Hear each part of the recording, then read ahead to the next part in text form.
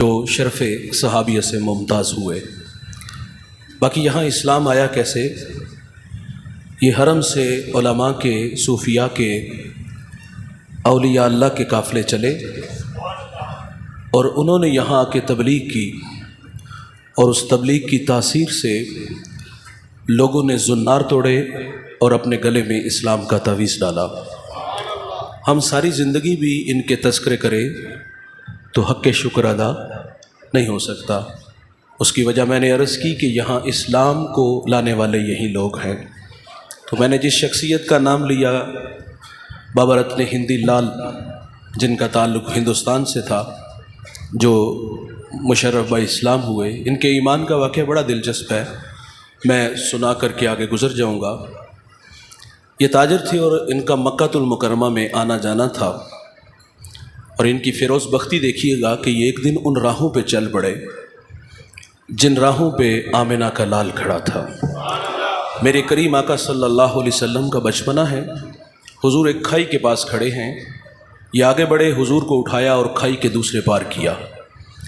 حضور انہی قدموں سے واپس پلٹے، رتن ہندی کی طرف دیکھا اور اپنے عربی لہجے میں فرمایا جزاک اللہ تعالی، کہ رتن اللہ تجھے جزا دے۔ بچپنے کی معصومیت، پیشانی میں نبوت کا نور، اور رتن حضور میں کھب سا گیا۔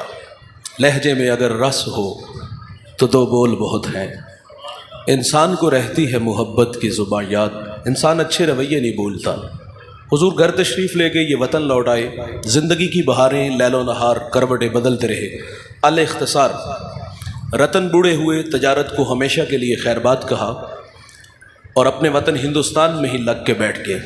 ایک دفعہ فرماتے ہیں میں اپنے مکان کی چھت پہ لیٹا تھا تو میری آنکھیں کیا دیکھتی ہیں کہ آسمان کی چھاتی پہ چاند چمک رہا ہے، ستارے جلملا رہے ہیں۔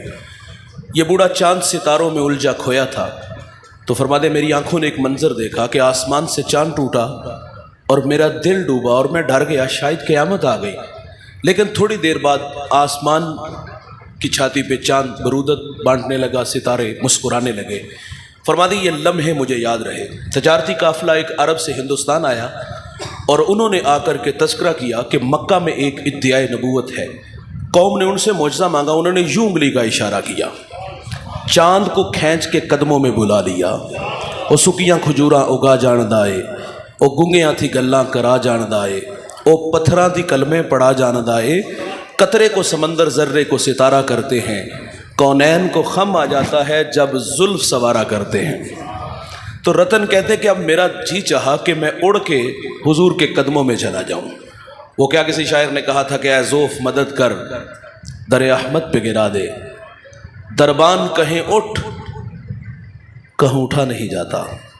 رتن دل دینے کے لیے دل بر کے پاس چلے گئے۔ بھائی جان یہاں رکیے گا، دل اسے دینا چاہیے جو دل بر ہو، جو دل بر نہ ہو اسے دل نہیں دینا چاہیے۔ معذرت سے کہوں گا، ہم نے دل اسے دیا جو دل بر نہیں تھا، اور جو دل بر نہیں ہوتے بھائی، وہ زندگی میں کسی موڑ پہ جا کے بے وفائی کرتے ہیں، اور جب بے وفائی ہو تو پھر اذیت، تکلیف، اور وہ بڑا عجیب مرحلہ کہ کسی موڑ پہ کوئی آ کے کسی کو چھوڑ دے۔ وہ محسن نقوی نے غالباً کہا تھا کہ آنکھوں کا رنگ، بات کا لہجہ بدل گیا، وہ شخص ایک شام میں کتنا بدل گیا، شاید وفا کے کھیل سے اکتا گیا تھا، وہ منزل کے پاس آ کے رستہ بدل گیا۔ دنیا کے محبوب ایسے ہی کرتے ہیں بھائی، اور ان کی بے وفائی پہ رونا پڑتا ہے۔ آنسو ویسے ہوتے بڑے قیمتی ہیں، لیکن بے وفاؤں کی بے وفائی پہ بہہ جانے والے آنسو قیمتی نہیں ہوتے، وہ آنسو خاک میں ملتے ہیں۔ لیکن جو آنسو رسول اللہ کی محبت میں بہیں گے نا، وہ قیامت کے دن میزان پہ بھی کام آئیں گے۔ دل اسے دو جو دل بر ہو۔ یار ایک بہت بڑا نام تھا، اگر آپ اجازت دیں تو میں اتاروں۔ آپ نے بہت معروف نام ہے، ساری زندگی بادشاہوں کی مدح میں لکھا۔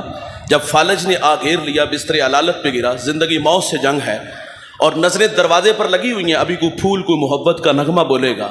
غم کی شدت کم ہوتی جب کوئی غم گسار مل جائیں، غم بانٹنے والے نہ ہو تو غم تکلیف دیتا ہے۔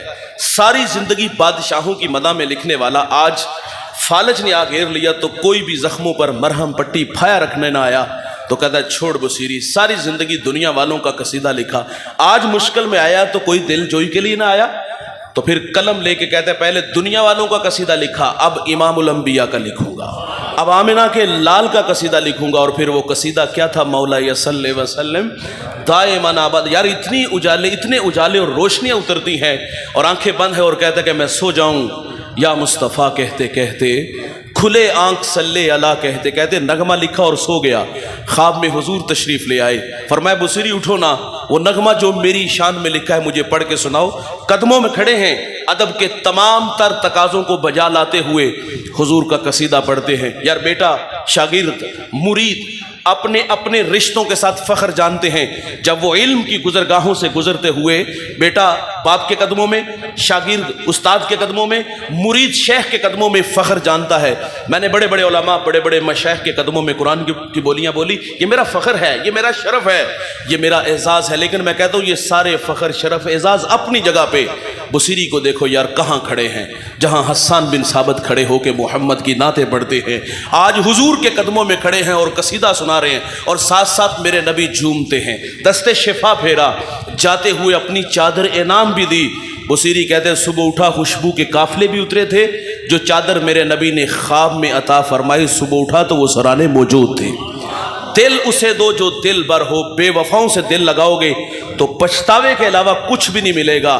ساری حضرت، میں عرض کر رہا تھا حضرت اللہم صلی رتن ہندی کی بات عرض کر رہا تھا، دل دینے کے لیے دل بر کے پاس چلے گئے۔ 35-40 سال کا ایک طویل زمانہ بیت چکا ہے یار، اللہ کے رسول صلی اللہ علیہ وسلم نے رتن ہندی کو آتے ہوئے دیکھا، منظر بڑا دل نشین ہے، اور رتن ہندی کو دیکھ کر کے حضور فرماتے کیا آپ رتن ہندی ہو؟ کالا نام، جی میں رتن ہندی ہوں، لیکن یہ تو بتائیں کہ آپ کو کس نے بتایا؟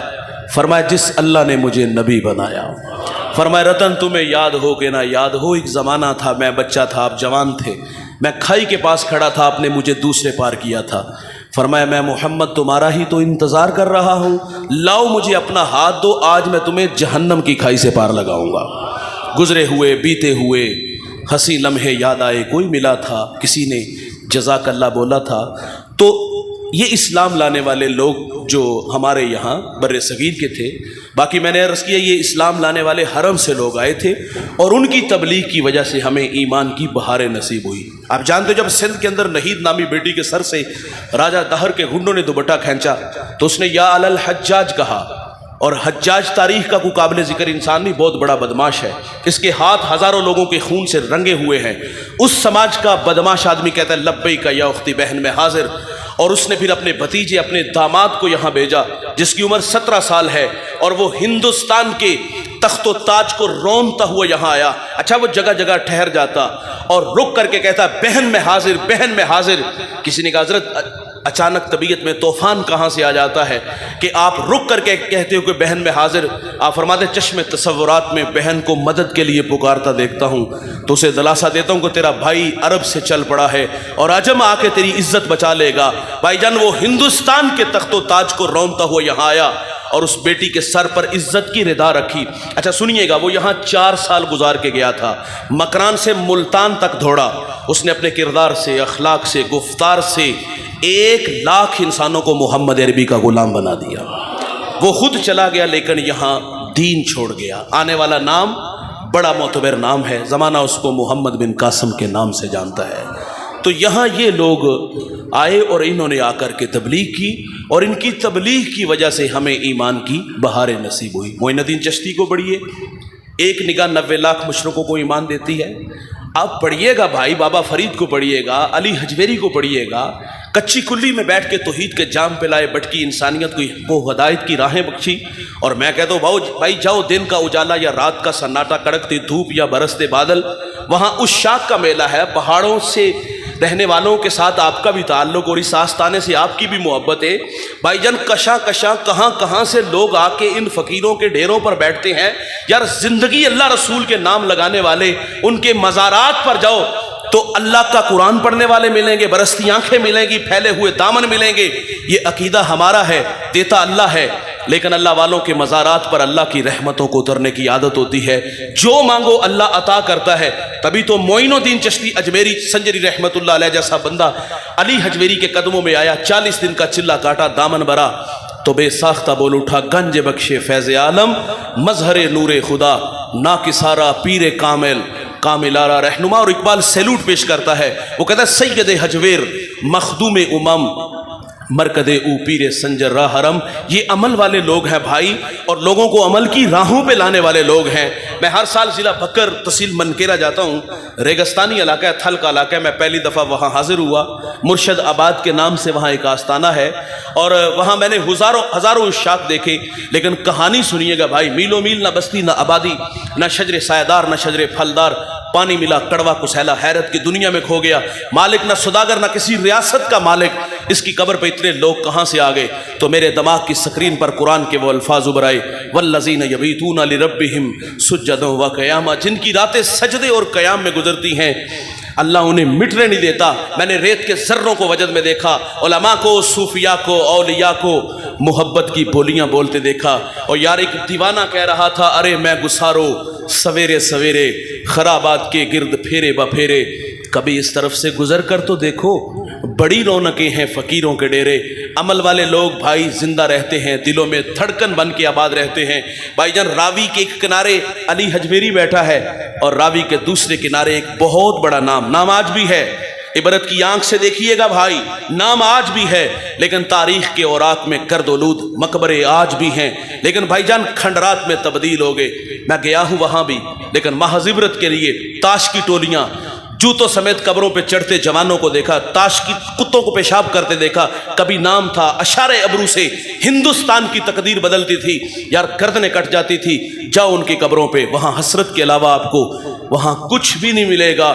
یار نور جہاں کی بیٹی ہے نا, جہانگیر کی بیٹی ہے زیب النساء, اس کی قبر کے کتبے پر, سمن آباد کے اندر اس کا مقبرہ, اور اس کی قبر کے کتبے پر آج بھی حسرت و برا شعر لکھا ہے. وہ کہتی ہے بر مزارے ماں غریباں, نئے چراغے نئے گلے, نئے پرے پروانہ سوزد نئے صدائے بلبلے.